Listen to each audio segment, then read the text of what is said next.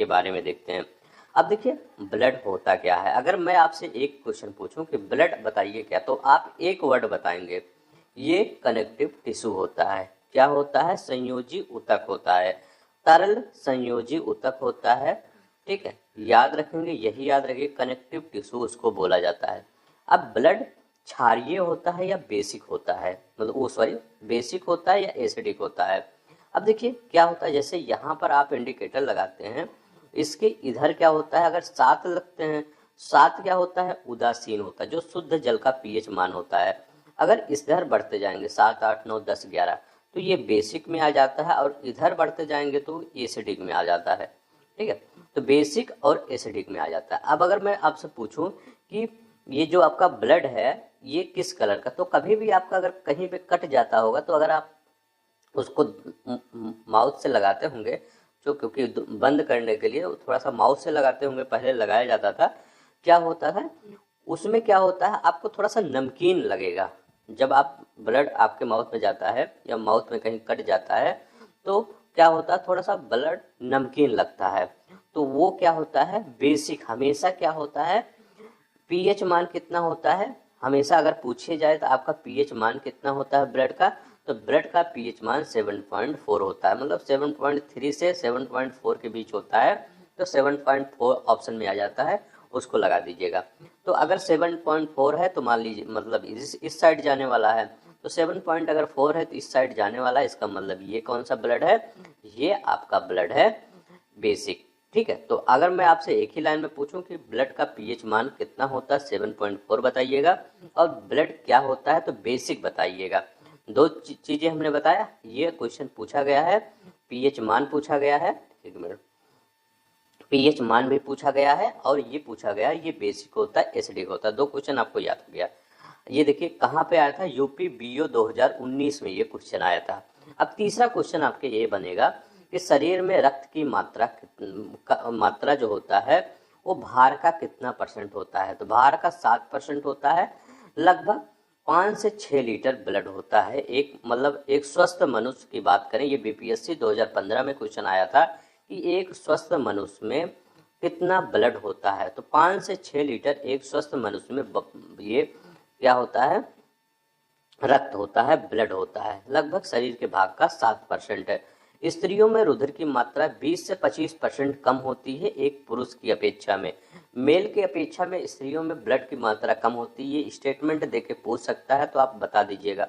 हाँ, स्त्रियों में मेल की अपेक्षा ब्लड की मात्रा कम होती है। लगभग यहाँ पर कितना होता है, तो 4 से 5 लीटर ब्लड की मात्रा होती है। यहाँ से 5 से 6 होता है, और यहाँ पर 4 से 5 होता है। अब मैं पूछूं गैसों, ये ब्लड का कार्य क्या होता है, इसका फंक्शन क्या होता है, तो फंक्शन में एक ही चीज बताएंगे, गैसों का परिवहन करना, ट्रांसपोर्टेशन ऑफ गैस। जैसे कोई भी चीज आप दिल्ली से आप अपने शहर में मंगाते हैं, तो दिल्ली से जब अपने शहर में मंगाते हैं तो कोई ऐसा वो ट्रांसपोर्टेशन सिस्टम होगा जो उसको लाता होगा, चाहे ट्रक हो चाहे वो रेल माध्यम से हो। ठीक है, तो दोनों ही माध्यम से लेकर आता है। तो वैसे ही यहाँ पर जो गैस होता है वो आपके शरीर में हर जगह कैसे जाता है, वो ब्लड के थ्रू ही जाता है, क्योंकि जो ऑक्सीजन होता है वो कहाँ पे घुलता है, वो ब्लड में घुलता है। तो और जो ब्लड में ऑक्सीजन घुलता है, तो जब जहाँ ब्लड जाएगा वहां पर ऑक्सीजन जाएगा। तो ये याद रखिएगा, गैसों का परिवहन, ट्रांसपोर्टेशन ऑफ गैस, ये करता है ब्लड का कार्य होता है। फंक्शन अगर पूछे आपसे कोई तो अब देखिए यहाँ पर जैसे ऑक्सीजन और ऑक्सीजन को लेके जाता है और कार्बन को बाहर निकालता है, तो यही याद रखेगा, ऑक्सीजन और कार्बन डाइऑक्साइड, ये हो गया। अब देखिए और भी इसके कई काम होते हैं, ब्लड के सिर्फ ऑक्सीजन कार्बन डाइऑक्साइड का परिवहन नहीं करना, और भी इसके कई काम होते हैं, जैसे हार्मोन का परिवहन करना। हार्मोन का भी ये जो ब्लड होता है ये परिवहन करता है, ट्रांसपोर्टेशन करता है। शरीर को रोग प्रतिरोधक क्षमता प्रदान करना, अभी इसके आगे पढ़ाएंगे WBC, उससे आपको पता चलेगा कि हाँ कैसे ये रोग प्रतिरोधक क्षमता प्रदान करता है। ठीक है, तो शरीर को रोग प्रतिरोधक क्षमता प्रदान करता है, मतलब अगर ब्लड की कमी हो जाती है आपके शरीर में, तो कई प्रकार के, जैसे बहुत बार फ्रिक्वेंटली पूछा जाता है कि ब्लड की कमी से कौन सा, तो आप हमेशा बनाते हैं एनीमिया रोग हो जाता है। ठीक है, या लौह की कमी से एनीमिया रोग हो जाता है, या हीमोग्लोबिन की कमी से एनीमिया, कोई भी कहे स्टेटमेंट में, तो आप तीनों ही एनीमिया लगाइएगा, ठीक है। अब यहाँ पर देखिए, उत्सर्जित पदार्थों को बिक्री के माध्यम से शरीर से बाहर करना क्या काम होता है। जैसे कुछ बेकार चीजें होती हैं, वो क्या करता है, ब्लड वो यूरिया को वो मतलब किडनी को प्रोवाइड करता है, किडनी उसको क्या करता है बाहर, जैसे यूरिया उसको किडनी को प्रोवाइड करता है, ब्लड के थ्रू किडनी में जाता है, इसके बाद वो कहाँ पर चला जाता है, वो चला जाता है बाहर, किडनी बाहर उसको निकाल देते। तो उत्सर्जित पदार्थों को बिक्री के माध्यम से शरीर से बाहर निकालने का काम भी ब्लड का ही करता है। पोषक तत्वों का परिवहन भी कौन करता है, ब्लड भी करता है। आपके जो खाते हैं उसका पूरे शरीर में लगता है, जैसे आपका कहीं कट गया तो डॉक्टर ने बोला ये आप फल खाइए, ये सब्जी खाइए, तो वो जल्दी से फिल हो जाएगा। तो क्या, जब तक वो ऐसा थोड़ी जाएगा आप खाएंगे वहां पर सीधे चला है, वो ब्लड के ही थ्रू जाएगा। तो याद रखिएगा, पोषक तत्वों का परिवहन होता है। रक्त समूह की खोजकर्ता कौन है, कार्ल लैंडस्टेनर। ये क्वेश्चन कई 2-4 बार पूछ लिया गया है कि रक्त समूह जो ब्लड ग्रुप हैं, जैसे नहीं ए बी और ओ ये सब होते हैं, तो वो उसके खोजकर्ता कौन है, कार्ल लैंडस्टेनर, याद रखेंगे। अब देखिए यहाँ पर रक्त के भाग कौन से होते हैं। रक्त के भाग 2 पार्ट में डिवाइड होता है, एक प्लाज्मा होता है, एक रक्त कोशिकाएं हीमोक्रेटिक। ये जो प्लाज्मा वाला भाग होता है, ये इसमें सबसे ज्यादा आपके शरीर में अगर पूछा जाए रक्त में सबसे ज्यादा क्या पाया जाता है, तो इसमें यहाँ 2 क्वेश्चन बनता है। अगर पूरे रक्त का पूरा स्ट्रक्चर देखा जाए, सबसे ज्यादा प्लाज्मा होता है, पूरे रक्त का 55 से 60% भाग यही होता है। तो सबसे अधिक आपके ब्लड में प्लाज्मा ही पाया जाता है। क्या होता है, प्लाज्मा होता है। ये देखिए, मैं अगर यहाँ प्लाज्मा को दिखाता हूँ, ये तो प्लाज्मा होता है, ये साल्ट मिनरल होता है, वाटर होता है, प्रोटीन होता है, याद रखेंगे, यही प्लाज्मा सबसे ज्यादा पाया जाता है। अब देखिए रक्त कोशिकाओं, इसमें भी डिवाइड है। यहाँ पर 2 चीजें, अगर रक्त कोशिकाओं में सबसे ज्यादा कौन सा पाया जाता है, ब्लड सेल में सबसे ज्यादा, तो ब्लड सेल में आरबीसी पाया। 2 क्वेश्चन अगर वहां पूछे कि ब्लड सेल में सबसे ज्यादा क्या पाया जाता है, तो आप आरबीसी बताएंगे, लगभग 90% यही पाया जाता है। इसके बाद डब्ल्यूबीसी और प्लेटलेट्स पाया जाता है। अगर सिर्फ रक्त का भाग पूछे रक्त के पार्ट में, तो वो प्लाज्मा पाया जाता है। तो दोनों क्वेश्चन अगर बने तो दोनों क्वेश्चन देखिएगा, प्लाज्मा रक्त के भाग का रहा है कि रक्त कोशिका ब्लड सेल की बात कर रहा है। ब्लड सेल में आरबीसी सबसे ज्यादा पाया जाता है, फिर डब्ल्यूबीसी पाया जाता है, फिर प्लेटलेट्स, थ्रोम्बोसाइट, ठीक है। तो ये तीनों का याद रखेंगे, आरबीसी, डब्ल्यूबीसी और प्लेटलेट्स। अब देखिए यहाँ पर आरबीसी, डब्ल्यूबीसी और प्लेटलेट्स, अभी हम तीनों को एक साथ अलग अलग पढ़ेंगे। पहले हम यहाँ पर प्लाज्मा पढ़ लेते हैं, जिसको आप थ्रोम्बोसाइट कहते हैं। प्लाज्मा, ये प्लेटलेट्स कहाँ उपस्थित होता है, वो सॉरी, ये प्लाज्मा हम पढ़ते हैं यहाँ पर, ये वाला प्लाज्मा, ये प्लाज्मा मतलब ब्लड में उपस्थित होता है। यहाँ पर प्रमुख प्रोटीन इसके प्लाज्मा में देखो, जो कुछ प्रोटीन होते हैं वो कौन कौन से होते हैं, एल्बुमिन होते हैं, ग्लोबिन होते हैं, फाइब्रिनोजन होते हैं, प्रोथ्रोम्बिन होते हैं। ये प्लाज्मा में उपस्थित प्रमुख प्रोटीन होते हैं। तो याद रखिएगा, प्लाज्मा में उपस्थित प्रमुख प्रोटीन 7 से 8% होते हैं। और ये याद रखेंगे, एल्बुमिन होते हैं, ग्लोबिन होते हैं, फाइब्रिनोजन होते हैं, प्रोथ्रोम्बिन होते हैं। इनका रंग येलो होता है। यहाँ पर देखिए, इनका रंग, प्लाज्मा का रंग येलो दिख रहा होगा। प्लाज्मा का रंग याद रखेंगे येलो होता है। यही क्वेश्चन पूछ लिया जाता है, जो प्लाज्मा का रंग होता है येलो होता है, वो किसके कारण होता है। तो प्लाज्मा का जो रंग होता है बिलिरुबिन की उपस्थिति के कारण पीला होता है, येलो होता है। तो प्लाज्मा का रंग किसके कारण पीला होता है, तो बिलिरुबिन की उपस्थिति के कारण या इसका रंग पीला होता है। रक्त का तरल भाग कहलाता है प्लाज्मा। इसके प्रोटीन याद रखिएगा, इसका पीला रंग याद रखिएगा। प्लाज्मा में जल की मात्रा 90 से 92% होती है। शेष 8 से 9% विभिन्न प्रकार के कार्बनिक और अकार्बनिक पदार्थ पाए जाते हैं। तो ये याद रखेंगे, ओके, इतना आपको याद रखना होगा। प्लाज्मा में जल की मात्रा 90 से 92% होती है। शेष 8 से 9% विभिन्न प्रकार के कार्बनिक और अकार्बनिक पदार्थ पाए जाते हैं। और रक्त का यह तरल भाग होता है। अब यहाँ पर देखिए स्फेगनोमीटर, ये भी जब आप ब्लड पढ़ेंगे ये जरूर आपको पूछा जाता है। स्फेगनोमीटर क्या होता है, जो रक्तचाप होता है, मतलब ब्लड प्रेशर होता है, उसको नापने में काम करता है। जैसे परकुंचन दाब होता है, सिस्टोलिक होता है प्रेशर एक, जो सिस्टोलिक वो ऊपर वाला बढ़ता होगा, याद रखेंगे, सिस्टोलिक होता है वो ऊपर वाला होता है, और ये डायस्टोलिक प्रेशर जो होता है वो नीचे वाला होता है। ये 75 से 80 mmHg होता है। तो सिस्टोलिक कौन होता है? सिस्टोलिक प्रेशर वो जैसे किसी का प्रेशर जब बढ़ता है तो 115 20 से ऊपर जाने लगता है, 125 30 150 60 जाने लगता है, वो सिस्टोलिक कहलाता है। और डायस्टोलिक क्या कहलाता है? वो नीचे जिसका बीपी कम हो जाता है तो वो डायस्टोलिक कहलाता है, वो प्रासरण दाब कहलाता है। इसको कौन नापता है? स्फेगनोमीटर नापता है। जो डॉक्टर के पास आप जाते होंगे तो ये डॉक्टर हाथ में बांधता होगा, यही बांधता है यहाँ पर, इसके बाद ये प्रेस करता है, तो इसी से बताता है। यहाँ पर ये इंडिकेटर लगा होता है, ये सुई ऊपर नीचे होती रहती है, तो इसे यही बताता है कि कितना आपके पास आपका बीपी है। रक्त दाब, ब्लड प्रेशर उम्र बढ़ने के रक्त दाब बढ़ता है। मतलब अगर उम्र बढ़ने से, अगर यहाँ से होना चाहिए, अगर उम्र बढ़ रहा है तो क्या होता है? ब्लड प्रेशर, रक्त दाब, ब्लड प्रेशर बढ़ता है। तो हमेशा याद रखेंगे, जैसे जैसे क्या बच्चों में ब्लड प्रेशर होता है, बहुत रेयर केस में होता है, जैसे जैसे एज ढलती जाती है वैसे बीपी के मरीज की संख्या बढ़ती, मतलब शरीर में बीपी की परेशानी बढ़ती जाती है। तो ये भी याद रखेंगे। एज के साथ एक एज ऐसी आती है जहाँ बहुत ज़्यादा हो जाता है बीपी और व्यक्ति की मृत्यु भी हो जाती है।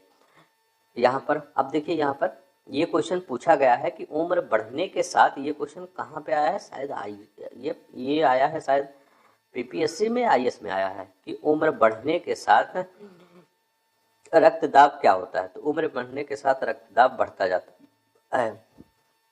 अब देखिए, हृदय के संकुचन सिस्टोलिक पूछ रहा है, अनुशिथिलन डायस्टोलिक पूछ रहा है।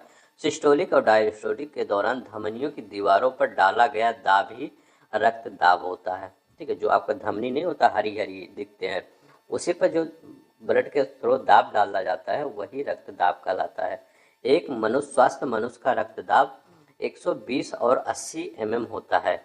mmHg इसका यूनिट भी याद रखिएगा, mmHg होता है। 120 ऊपर वाला होना चाहिए, 80 नीचे होना चाहिए, तो आप एकदम सही हैं।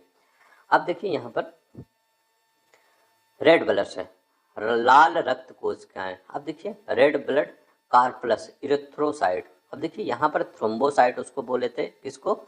यहाँ आप देखिए, कभी कभी ये भी पूछ लेता है, मैं बताना भूल गया था। ये देखिए थ्रोम्बो, अगर प्लेटलेट्स आप कहे उसको थ्रोम्बोसाइट बोला जाता है, आरबीसी कहे इसको क्या कहते हैं? इरिथ्रोसाइट। और ये डब्ल्यूबीसी अगर कहे तो ल्यूकोसाइट। तीनों नाम याद रखिएगा, कभी कभी आरबीसी ना दिखे इरिथ्रोसाइट देता है, और डब्ल्यूबीसी का ल्यूकोसाइट देता है, और प्लेटलेट्स का थ्रोम्बोसाइट देता है। तो तीनों अलग अलग नाम भी याद रखेंगे। अब यहाँ पर क्या है?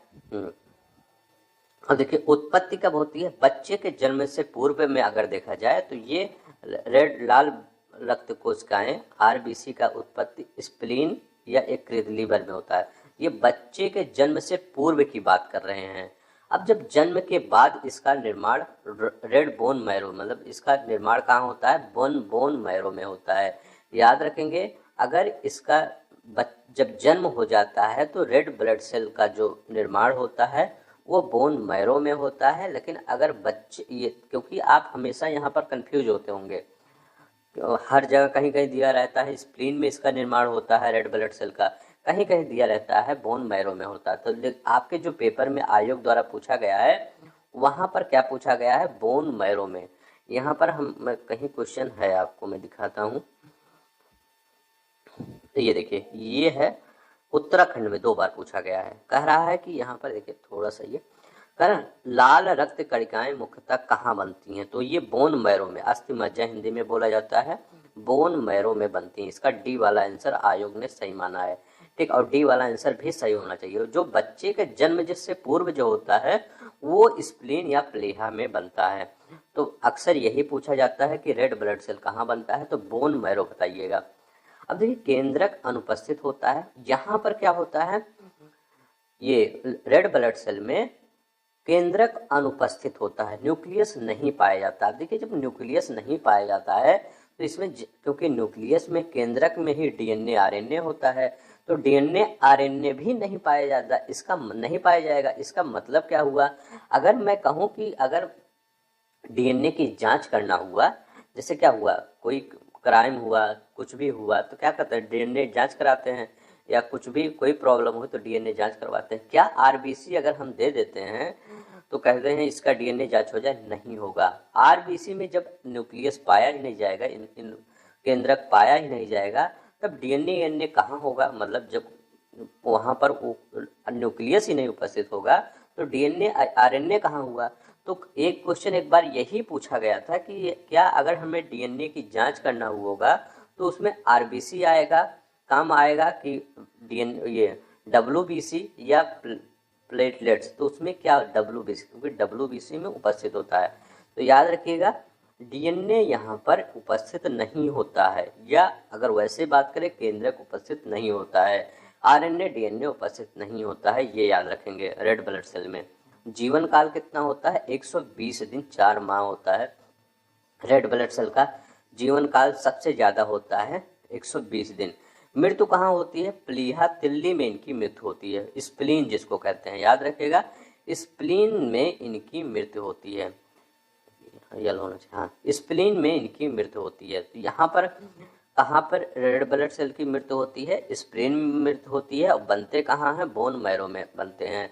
जीवन काल 120 दिन 4 महीने, इसमें केंद्रक अनुपस्थित होता है, लाइसोसोम भी अनुपस्थित होता है, याद रखेंगे लाइसोसोम भी अनुपस्थित होता है यहाँ पर, इसीलिए ये स्प्लीन में जाके मरते हैं। नोट, स्प्लीन को आरबीसी का कब्रिस्तान भी कहा जाता है। अगर मैं आपसे पूछूं कि स्प्लीन को आरबीसी का क्या कहा जाता है, कब्रिस्तान भी कहा जाता है। स्प्लीन को ब्लड बैंक भी कहा जाता है। क्या स्प्लीन को ब्लड बैंक क्यों कहा जाता है, क्योंकि डब्ल्यूबीसी का अगर निर्माण होता है तो स्प्लीन में होता है।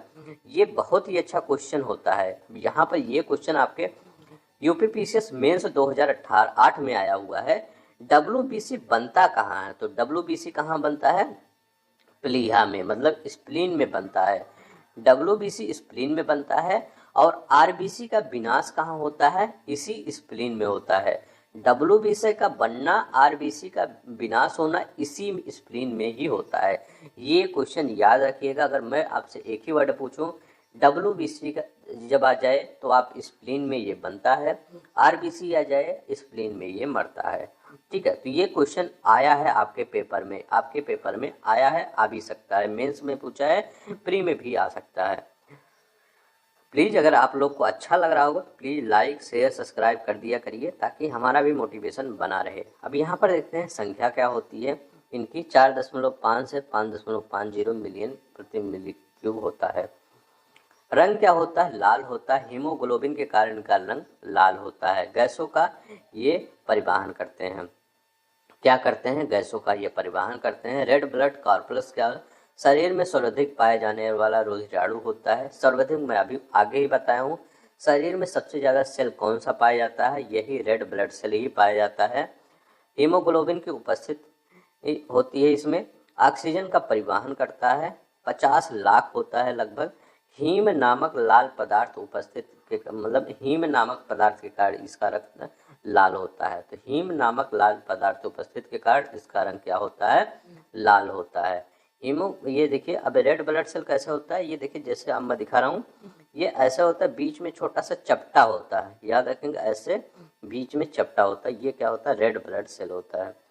ठीक है, अब देखिए यहाँ पर रुधिर के प्लाज्मा में निम्नलिखित किसके द्वारा एंटीबॉडी निर्मित होती है। तो एंटीबॉडी किसके द्वारा निर्मित होती है, लिम्फोसाइट। अभी डब्ल्यूबीसी नहीं पढ़े हैं, अभी डब्ल्यूबीसी पढ़ेंगे तब ये क्वेश्चन आपको समझ में आएगा। अब देखिए श्वेत रक्त कणिया WBC, white blood corpus leucocyte क्या होता है, इनका उत्पत्ति कहाँ होती है, अस्थि मज्जा, लसिका, प्लीहा, थाइमस, कई हर जगह दिया रहता है। तो कहाँ कहीं कहीं दिखता है, अस्थि मज्जा दिया रहता है, लसिका होता है, गांठें होती, थाइमस होता है, प्लीहा जिसको स्प्लीन। तो आपके पेपर में पूछा गया है कहाँ, तो जो आपका आयोग बोले वही रखिए, कुछ भी हो लेकिन जो आयोग आपके उत्तर कुंजी में दे वही आप याद करिए। तो स्प्लीन और ये डब्ल्यूबीसी का निर्माण स्प्लीन। संख्या 5 से 9,000 प्रति क्यूबिक मिलीमीटर क्यूब। ठीक है, अब ये देखिए अब देखिए कणिकामय एक श्वेत रुधिराणु होती है, कणिका विहीन श्वेत रुधिराणु होती है, ये दोनों अलग अलग होते हैं। अब यहाँ पर इनका कोई मतलब आपके काम उनका भी होता है लेकिन इतना पूछा नहीं जाता है इनके बारे में। कौन कौन सा? इयोसिनोफिल्स, ये WBC का पार्ट होता है। बेसोफिल्स, न्यूट्रोफिल्स, ये याद रखिएगा। इयोसिनोफिल्स, बेसोफिल्स, न्यूट्रोफिल्स, मोनोसाइट। अब यहाँ पर जो कणिका विहीन होते हैं श्वेत रुधिराणु होते हैं वो लिम्फोसाइट, इनको टी सेल भी बोला जाता है। अगर कहीं टी सेल पूछे तो वो लिम्फोसाइट ही लगाइएगा। यही जो लिम्फोसाइट होता है यही बीमारी से लड़ने का काम करता है, याद रखेंगे। क्योंकि आपको जो WBC होता है ये क्या कहलाता है? ये सैनिक सेल कहलाता है। और ये लिम्फोसाइट ही क्या करता है? वो लिम्फोसाइट का जो टी सेल होता है यही बीमारियों से लड़ने का काम करता है। और जब कोई भी बीमारी से जब लड़ जाता है तो ये मोनोसाइट होता है उन बीमारियों का भक्षण करता है, मतलब ये मारता है और ये खाता है। मोनोसाइट क्या करता है? उस बीमारी को खा लेता है और लिम्फोसाइट उस बीमारी को मार देता है, सैनिक सेल कहलाता है। तो ये WBC क्या होता है? सैनिक सेल होता है। जैसे एक एड्स की बीमारी होती है, जब एड्स की बीमारी होती है तो सबसे पहले ये लिम्फोसाइट ही मर जाता है। इसीलिए एड्स को बहुत खतरनाक माना जाता है। जब लिम्फोसाइट ही नहीं रहेगा तो वो एड्स मतलब एड्स का जो वायरस होता है उसको मारेगा कौन? इसीलिए लिम्फोसाइट क्या होता है? ये पहले ही मर जाता है, फिर एड्स पूरी शरीर पर कब्जा कर लेता है और व्यक्ति की मृत्यु हो जाती है।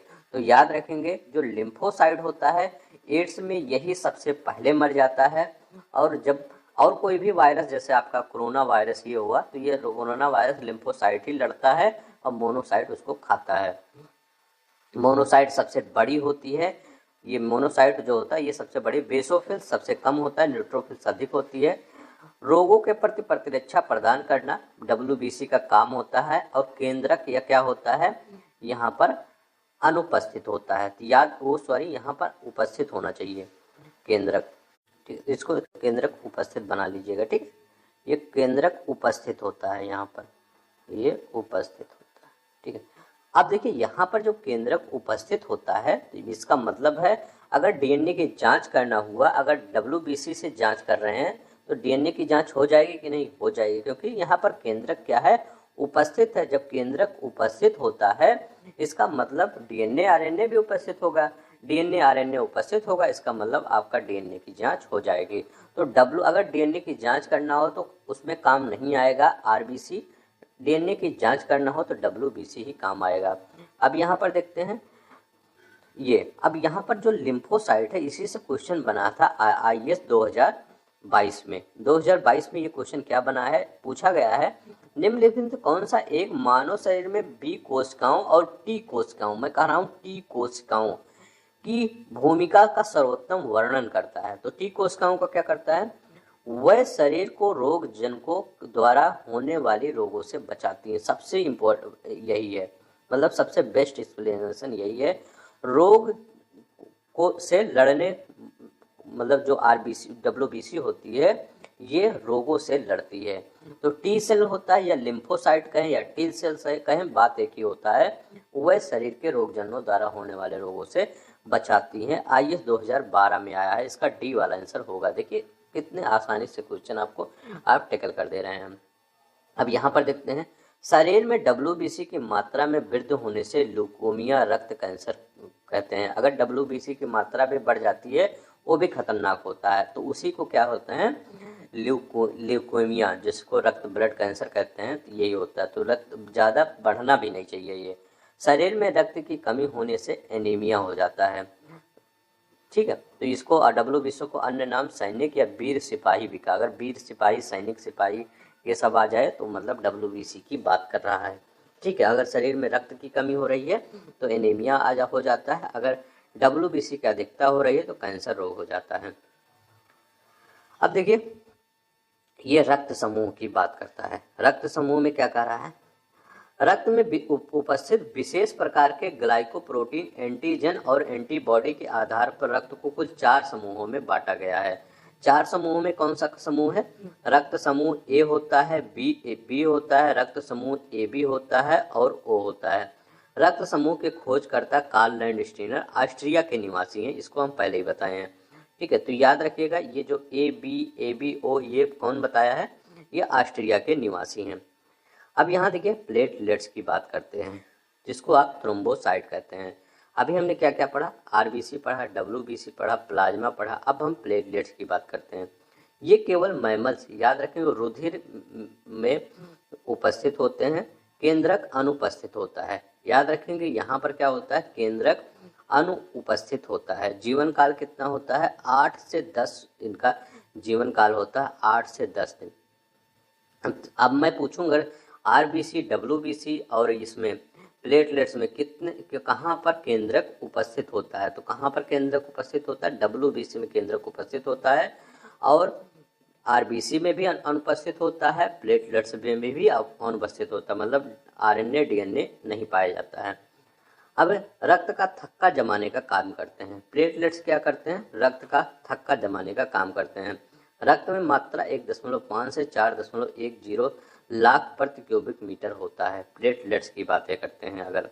अब यहाँ पर देखते हैं रक्त में ब्लड ग्लूकोज क्या होता है। देखिए मापन हेतु किसका प्रयोग किया जाता है? ग्लूकोमीटर का प्रयोग किया जाता है। ये जो जैसे किसी के घर में देखते होंगे डायबिटीज के अगर पेशेंट होंगे, ये आप उपकरण पाए होंगे रखा है। उंगली में थोड़ा सा मतलब यहाँ से ब्लड निकाला जाता है, इसको यहाँ पर रखा जाता है, इसके बाद ये बताता है कि ब्लड में शुगर कितना है, मतलब ये उसको डायबिटीज की पेशेंट हैं कि नहीं है। तो इसमें क्या होता है? उसको ग्लूकोमीटर कहते हैं। तो याद रखिएगा ग्लूकोज में मतलब रक्त में ब्लड में ग्लूकोज को मापने के लिए, शर्करा को मापने के लिए ग्लूकोमीटर का प्रयोग किया जाता है। सामान्य मात्रा में 140 मिलीग्राम प्रति डेसीलीटर से कम होता है। मिलीग्राम प्रति डेसीलीटर इकाई होती है।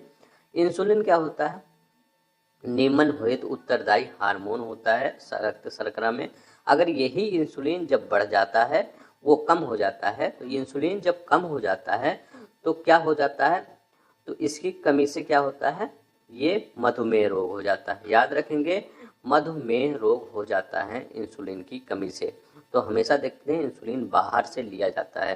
तो याद रखेंगे इंसुलिन की कमी से कौन सा रोग हो जाता है? मधुमेह रोग हो जाता है। ठीक है, अब अधिकता यहाँ लिखा गया है। अधिकता मतलब क्या? मतलब अगर ग्लूकोज की अधिकता हो जाएगी, ज़्यादा चीनी खाएंगे तो उसकी अधिकता से डायबिटीज रोग हो जाता है, और जब डायबिटीज रोग हो जाता है तो इंसुलिन की कमी हो जाती है। तो मतलब जब डायबिटीज रोग हो जाएगा तो इंसुलिन आपको ज़्यादा देना पड़ेगा। ठीक है, तो मतलब उसको उल्टा सीधा ऐसे पढ़िए कि डायबिटीज किससे होता है? ग्लूकोज की अधिकता हो जाती है, शर्करा की शरीर में ज़्यादा मात्रा हो जाती है, इसीलिए क्या होता है? ये क्या होता है? मधुमेह या डायबिटीज रोग हो जाता है। अगर ग्लूकोज की कमी हो जाती है, ये भी याद रखिएगा। मान लीजिए आप बहुत मीठा खाते हैं, एक लोग बहुत कम मीठा खाते हैं, मतलब वो मीठा खाते ही नहीं, उनको हमेशा तीखा ही पसंद है, वो फास्ट फूड पर ही डिपेंड है। फास्ट फूड मतलब तीखे वाले फास्ट फूड। ठीक है, तो वो फास्ट फूड पे ही डिपेंड है, तो उनके शरीर में क्या? ग्लूकोज की कमी हो जाएगी। जब ग्लूकोज की कमी हो जाएगी तो उसको क्या कहते हैं? हाइपोग्लिसीमिया कहते हैं। याद रखिएगा हाइपोग्लिसीमिया कहते हैं। तो ये इंपॉर्टेंट है। अब देखिए यहाँ पर ब्लड जो रुधिर होता है और लसिका, ठीक है, तो लिम्फोसाइट और ब्लड में एरिथ्रोसाइट में थोड़ा अंतर देखिए। लाल रुधिराणु उपस्थित होते हैं, लाल रुधिराणु अनुपस्थित होते हैं, श्वेत रुधिराणु कम होते हैं, न्यूट्रोफिल सबसे अधिक होता है यहाँ पर, श्वेत रुधिराणु अधिक होते हैं, लिम्फोसाइट सबसे अधिक होता है यहाँ पर। यहाँ ये रेड ब्लड सेल में न्यूट्रोफिल सबसे अधिक होता है, श्वेत रुधिराणु कम होते हैं, श्वेत रुधिराणु अधिक होते हैं यहाँ पर। O2 और पोषक पदार्थ अधिक होते हैं, O2 और पोषक पदार्थ बहुत ही यहाँ पर कम होते हैं। उत्सर्जित पदार्थ और CO2 की मात्रा सामान्य होती है, उत्सर्जित पदार्थ और CO2 की मात्रा अधिक होती है। ठीक है, उतना नहीं इम्पोर्टेंट है, थोड़ा सा देख लीजिएगा बस। अब यहाँ पर देखते हैं हीमोग्लोबिन के बारे में क्वेश्चन पूछा जाता है। हीमोग्लोबिन किस कौन सा प्रोटीन उपस्थित होता है? ग्लोबिन प्रोटीन उपस्थित। ये नीचे अब पीछे वाला जो ग्लोबिन लिखा है ये प्रोटीन होता है। हीमो जो होता है ये रंग बताता है, याद रखेंगे, ये लाल रंग बताता है। ग्लोबिन क्या होता है? ये प्रोटीन होता है। कार्य क्या होता है? रक्त को लाल रंग प्रदान करना, गैसों को मुख्यतः परिवहन करना हीमोग्लोबिन का काम होता है। मतलब पूछा जाए रक्त का क्या काम होता है, गैसों का परिवहन करना, हीमोग्लोबिन का गैसों का परिवहन करना। हीमोग्लोबिन रक्त को लाल रंग प्रदान करता है, केवल आरबीसी में ही उपस्थित होता है, डब्ल्यूबीसी में उपस्थित नहीं होता। नहीं तो डब्ल्यूबीसी भी डब्ल्यू क्यों कहते हैं, उसको भी आरबीसी कहते हैं, ठीक है। तो यह हमेशा याद रखिएगा, ये हमेशा आरबीसी में ही उपस्थित होता है। कौन सा? हीमोग्लोबिन। अब देखिए हीमोग्लोबिन से 2 क्वेश्चन यहाँ पर रिसेंट में बने, 2016 में, 2019 में बने थे। 2016 में क्या वो क्वेश्चन बना था, पूछा गया था हीमोग्लोबिन के बारे में निम्नलिखित कथनों पर विचार कीजिए। कहा था यह रक्त में ऑक्सीजन का संचार करता है, तो यही तो हम लिखे हैं यहाँ पर, ऑक्सीजन का संचार, परिवहन करता है, ट्रांसपोर्टेशन का काम करता है। यह लव युक्त यौगिक है, ये भी सही है। यह कुछ रोगों के प्रति प्रतिरक्षा प्रदान, देखिए हीमोग्लोबिन प्रतिरक्षा नहीं प्रदान करता, वो डब्ल्यूबीसी का काम होता है, तो ये तो गलत हो गया। तीसरा यहाँ भी गलत होगा, यहाँ भी गलत हो, यहाँ भी गलत। देखिए कितना अच्छा क्वेश्चन था। यह रक्त को लाल रंग प्रदान करता है। देखिए ऐसे क्वेश्चन आएगा तो मतलब अगर 3-4 स्टेटमेंट में दिया रहेगा तो मतलब ये डरिएगा मत कि ये 3-4 स्टेटमेंट में दिया है, अगर आप कॉन्सेप्ट पढ़े हैं, ठीक है। देखिए मैं हमेशा कॉन्सेप्ट पर ही फोकस करता हूँ कि आपको अगर कॉन्सेप्ट बता दिया जाए तो आप कभी भी क्वेश्चन नहीं छोड़ के आएंगे। अगर कॉन्सेप्ट में सिर्फ रटा दिया, एक बुक ले लिया, उसको मैराथन में बता दिया, तो उससे क्या होगा, आप आज पढ़ लेंगे, आज याद हो जाएगा, कल याद रहेगा, परसों आप भूल जाएंगे। इसीलिए हमेशा कॉन्सेप्ट पढ़ने की कोशिश किया करिए। अब यहाँ पर यही क्वेश्चन देखिए, हीमोग्लोबिन के संबंध में निम्नलिखित कौन सा कथन सही नहीं है, नहीं पूछ रहा है यहाँ पर, बीओ 2019 में आया है। कह रहा है यह लाल रंग का होता है, तो हाँ लाल रंग का होता है, अभी हम पढ़े हैं, हिम के कारण। यह फेफड़ों में कोशिकाओं तक ऑक्सीजन का वाहक करता है, तो यह फेफड़ों से कोशिकाओं तक ऑक्सीजन का वाहक करता है, मतलब ऑक्सीजन को भेजता है, ट्रांसपोर्टेशन करता है। वह जहाँ ट्रांसपोर्टेशन देख लीजिए वहाँ हीमोग्लोबिन लगाइए, लाल रंग देख लीजिए वहाँ हीमोग्लोबिन लगाइए। अब देखिए यहाँ पर यह उत्कोच से फेफड़ों तक कार्बन डाइऑक्साइड को पहुँचाता है, तो हाँ ये जैसे कार्बन डाइऑक्साइड हुआ उसको क्या हुआ, जो ऊतक होते हैं, टिश्यू होते हैं, वहाँ से फेफड़ों तक ले जाता है, और फेफड़ों में जो ऑक्सीजन होते हैं उसको यहाँ पर ले जाता है। तो ये होता है, मतलब ऑक्सीजन को अंदर ले जाता है, बाहर निकालता है कार्बन डाइऑक्साइड को। तो ये किसका काम होता है, आरबीसी का ही, मतलब हीमोग्लोबिन का ही काम होता है।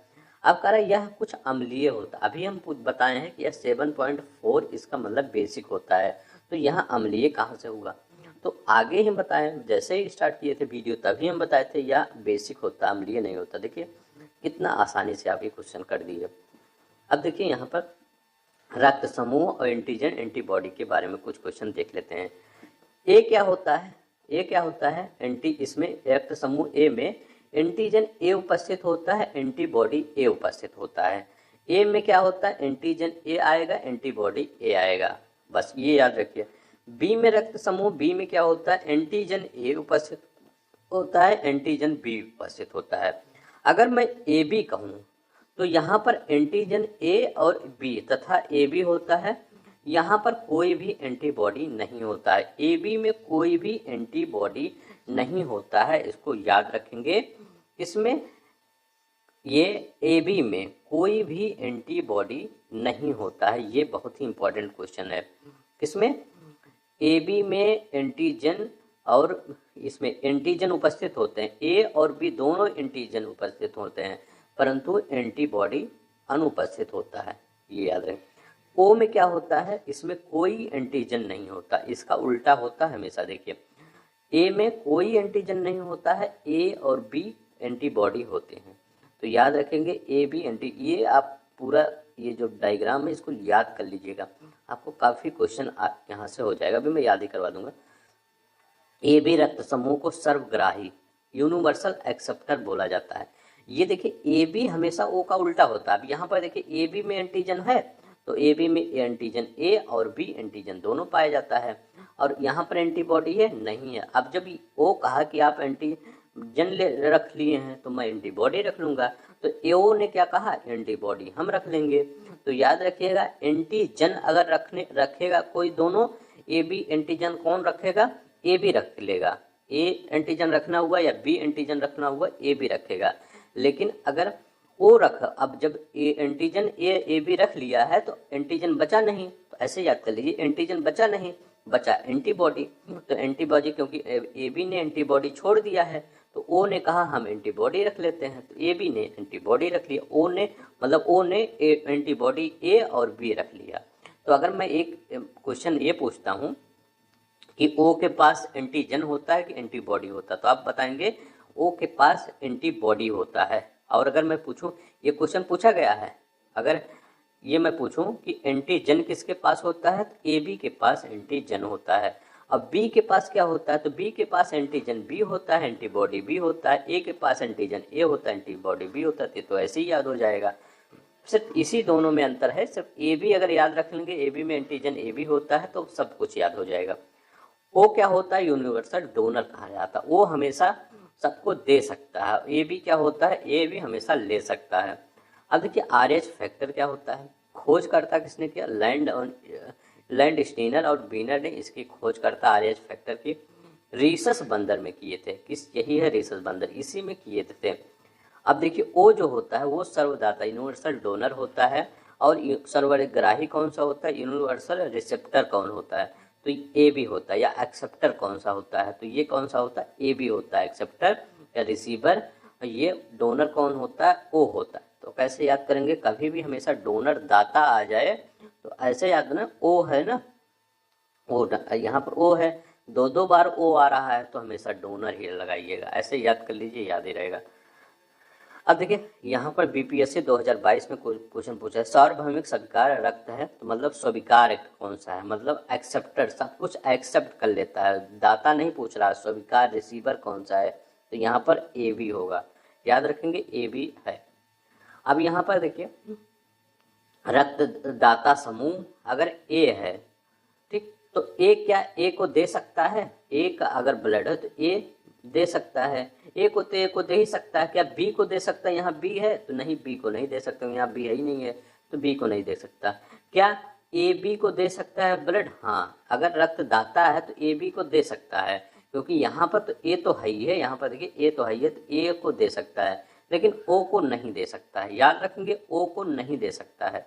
ये अगर बी किसी का रक्त समूह है तो क्या ए को दे सकता है, नहीं दे सकता, क्योंकि यहाँ बी नहीं है, बी को तो यहाँ पे दे ही सकता है। अगर ए बी में यहाँ भी दे सकता है, क्योंकि यहाँ बी तो मिल ही गया, यहाँ ओ नहीं दे सकता है।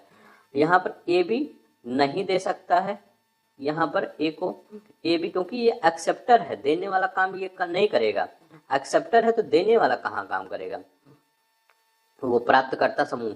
अब यहाँ पर ये जो जिसका ब्लड बी है, क्या वो ले सकता है, नहीं ले सकता है, जिसका ए बी है वही ले सकता है, तो ए बी वाला ए बी को ही दे सकता है सिर्फ, बस।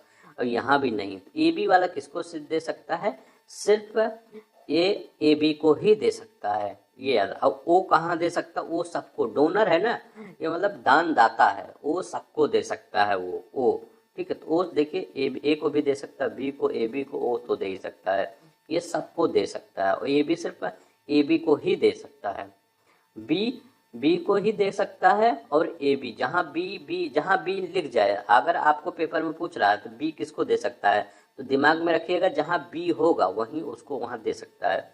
ए जहाँ ए होगा, यहाँ भी ए है, यहाँ भी ए है, यहाँ दे सकता है, यहाँ ए नहीं है, यहाँ भी ए नहीं दे सकता है। अब देखिए प्लाज्मा में उपस्थित एंटीबॉडी, ए में एंटीबॉडी बी होता है, बी में एंटीबॉडी ए होता है, याद रखेंगे। कहाँ पर, रक्त समूह बी में एंटीबॉडी ए होता है, रक्त समूह ए में एंटीबॉडी बी होता है, रक्त समूह ओ में दोनों होता है, एंटीबॉडी ए होता है, एंटीबॉडी बी। हम अभी ऊपर बताए हैं कि ओ में कौन सा होता है, एंटीबॉडी ए भी होता है, एंटीबॉडी बी। और अगर रक्त समूह ए में अनुपस्थित होता है, यहीं पर बताएं, यही वाला बताएं, तो देखिए ए बी में एंटीबॉडी अनुपस्थित होता है, वही वहाँ पर दिखा, वही मतलब ये इस डायग्राम फॉर्म में लिखा। आरबीसी में उपस्थित एंटीजन होता है, एंटीजन ए होता है, एंटीजन बी होता है, आरबीसी में अनुपस्थित होता है, ए में एंटीजन ए होता है, रक्त समूह बी में एंटीजन बी होता है, रक्त समूह ओ में अनुपस्थित होता है, याद रखेंगे ओ में अनुपस्थित, तो एंटीजन ए बी में ए बी होता है, वही एंटीजन हमेशा ओ में अनुपस्थित होता है। ये कहाँ गया, अभी देखिए यहाँ पे बताते हैं, ये इधर गया, ओ में एंटीजन, कभी भी ओ में एंटीजन मत लाइएगा, ठीक है, एंटीजन हमेशा ओ में नहीं आएगा, याद रखेंगे, कभी भी नहीं आएगा, ओ में एंटीजन नहीं आएगा। अब यहाँ भी देखिए यही तो क्वेश्चन कर रहा है कि रक्त ओ में एंटीजन होता नहीं होता है, ये एंटीजन की बात कर रहे हैं। और यहाँ पर रक्त ए बी में एंटीजन होता है, ए एंटीजन बी होता है, वही ऊपर वाला ही है, वहाँ पर ऐसे लिखा गया है, यहाँ प्लाज्मा और आरबीसी के फॉर्म में लिख दिया गया है। अब यहाँ पर देखते हैं हृदय के रोगियों के लिए उपयुक्त तेल है सूरजमुखी का तेल। हृदय के रोगियों के लिए सबसे उपयुक्त तेल है सूरजमुखी का तेल। दूध में विटामिन कौन सा पाया जाता है? नगण्य रूप में पाया जाता है, ठीक है, मतलब दूध में विटामिन सी नहीं पाया जाता है। दूध पिलाने वाली माँ का प्रतिदिन प्रोटीन आहार 65 से 75 ग्राम होता है। मानव सर्वोत्तम लघुत्तम कपी है गिब्बन। मायोग्लोबिन में पाया जाता है लोहा। ये कई बार क्वेश्चन पूछा गया, इंपॉर्टेंट लगाइएगा। मायोग्लोबिन कहाँ पाया जाता है? लोहे में। केचुआ में हीमोग्लोबिन प्लाज्मा में घुला होता है, जबकि अन्य कशेरुकियों में यह प्रोटीन हीमोग्लोबिन लाल रुधिर कणिकाओं में पाया जाता है, ठीक है। तो अगर केचुआ में देखा जाए तो वो प्लाज्मा में ही हीमोग्लोबिन घुला होता है, और अन्य कशेरुकियों मतलब जो जिसके रीढ़ के हड्डी होते हैं उसमें क्या होता है? उसमें हीमोग्लोबिन कहाँ घुला होता है?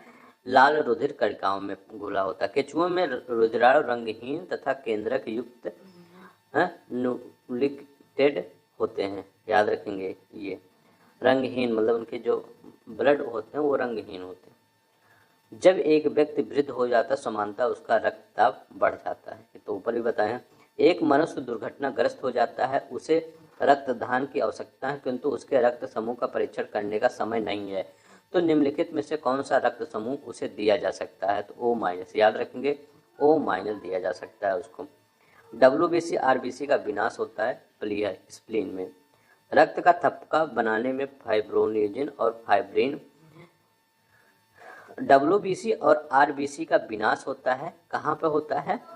स्प्लीन में। तो याद रखेंगे ये यहाँ पर RBC का जो विनाश होता है वो स्प्लीन में होता है, लेकिन कभी कभी WBC का भी विनाश स्प्लीन में हो जाता है। तो RBC का विनाश रखिएगा कहाँ पर? स्प्लीन में, WBC का, ठीक है। अब यहाँ देखें रक्त का थक्का बनाने में फाइब्रोनोजिन और फाइब्रिन के परिवर्तन में भाग लेने वाला एंजाइम कौन है? थ्रोम्बिन है। तो ये रक्त का थक्का बनने में फाइब्रोनोजिन और फाइब्रिन के परिवर्तन में भाग लेने वाला जो एंजाइम है वो थ्रोम्बिन होता है। कौन सा होता है? थ्रोम्बिन होता है, ठीक है। तो इतना मतलब जो आपका फैक्ट टाइप ये क्वेश्चन था, ये फैक्ट टाइप है, ठीक। तो आज के लिए बस इतना ही। अगर आपको पसंद